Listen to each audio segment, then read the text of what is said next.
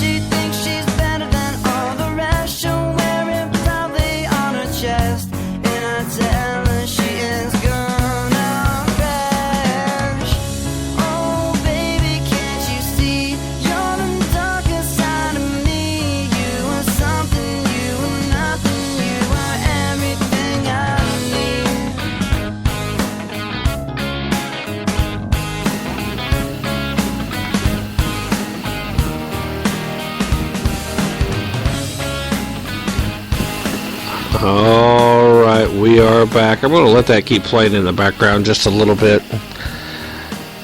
The title of that song is You Drive Me. But quite honestly, there's some folks that are driving me. They're driving me nuts. They're driving me crazy. We have to politicize. We have to take things that shouldn't be politicized. We need to discuss what it takes to unify, to pull together. We've seen that it's still possible. We have seen the proof, the evidence, all the evidence that we should need. That number one, those people that constantly talk about how bad race relations in the United States are and that the possibility of a race war is inevitable, that in fact some people are even claiming it's already started because of the actions of people in places like Ferguson and in Baltimore and in New York. They claim it's already going on. They claim that we have lost the Republic, that it's too late. We can't save the Republic. We can't save the country. It's done. Ladies and gentlemen, in Charleston, South Carolina, we have seen all the proof, all the evidence that we need to know that that's not the truth. A race war is not inevitable. There are still plenty of people in this country that don't look at the color of your skin in trying to make a determination about who and what you are. There are places, pockets maybe, small pockets even, maybe, still, where Martin Luther King Jr.'s dream of a time and a place where people are judged by the content of their character. There are pockets where it's reality. Charleston, South Carolina is one of those places.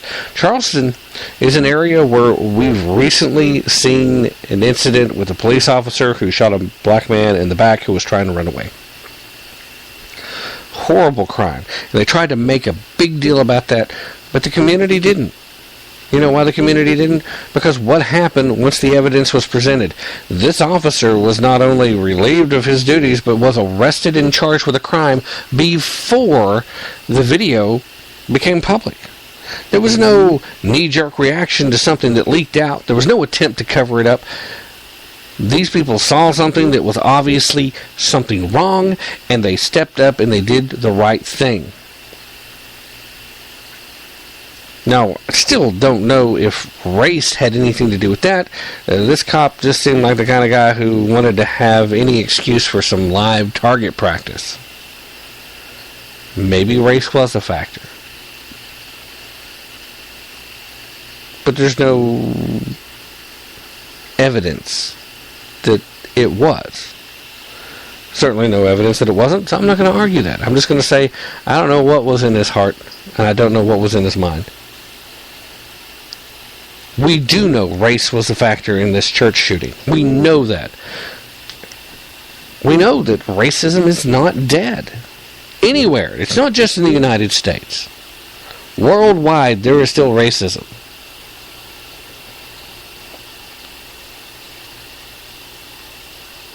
In the past week, we have seen people go so far as to write articles about how the millennials are just as racist as the generations before. And I don't see that.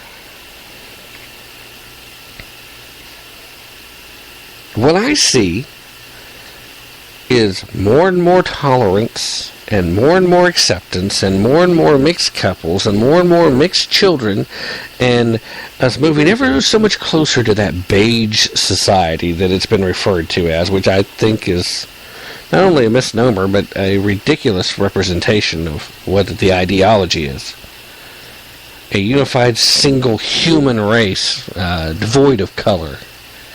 Well, that's never going to happen. The diversity's there for a reason, boys and girls, and we need to learn to get along with each other. But we see that it's possible. The proof is there. You just have to have faith. And it doesn't even have to be the Christian faith. Now, Christian is what these people are, and they're living that faith, and they're demonstrating it, and it is, like I said earlier, I'm in awe of it. I continue to be in awe of it.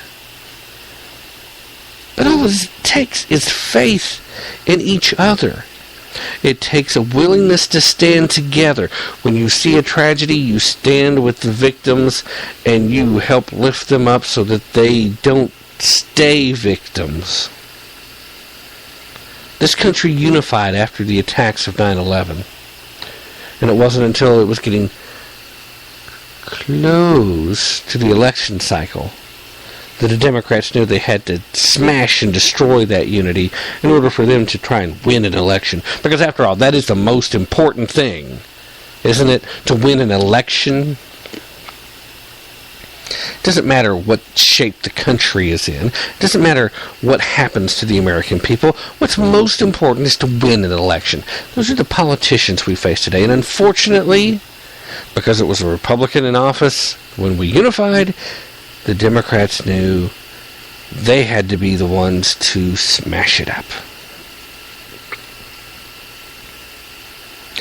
We have got to move away from that mindset. We've got to move away from identity politics. We've got to stop letting these people put us in little boxes with neat little labels.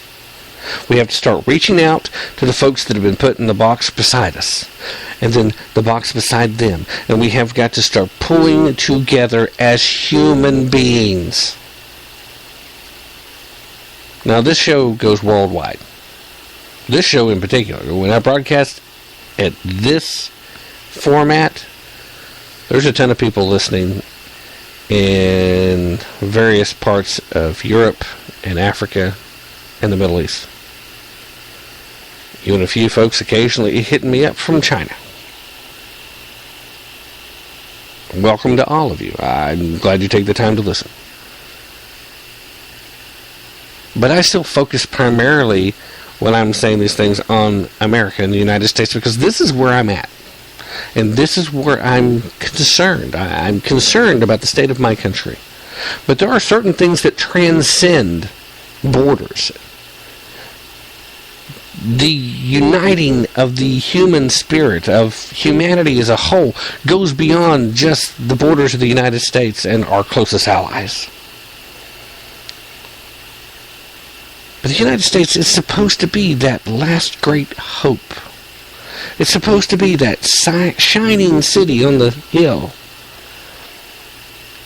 Ladies and gentlemen, this past week, Charlotte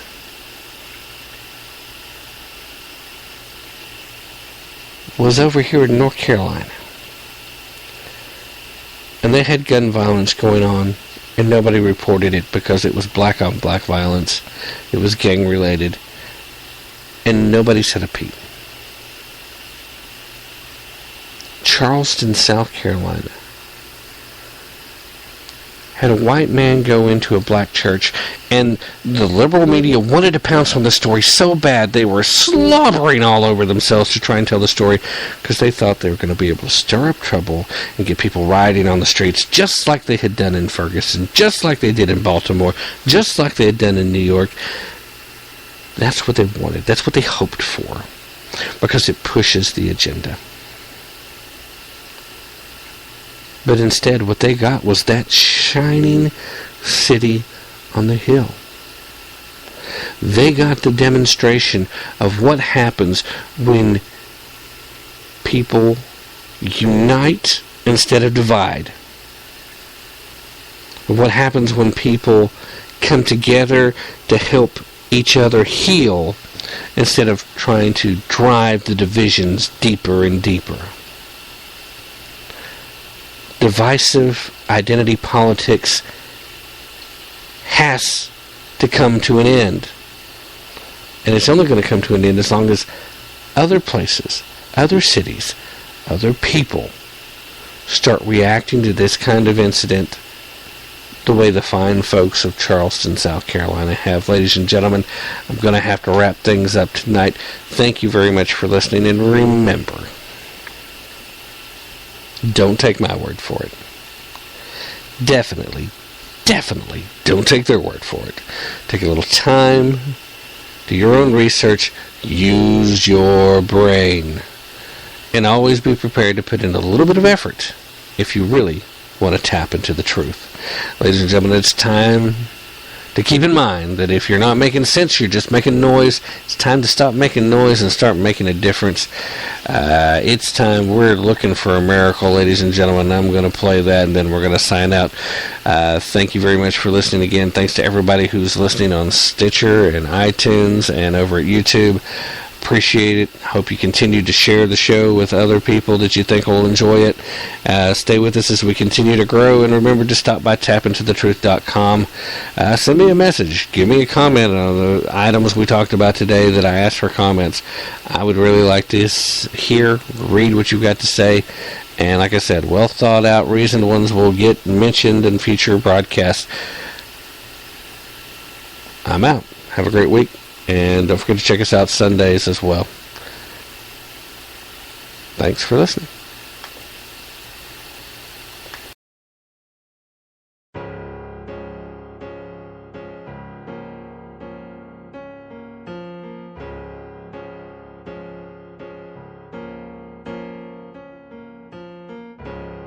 I'm looking for a miracle. Looking for a miracle. Angel looking over me. Just a breath of hope to see.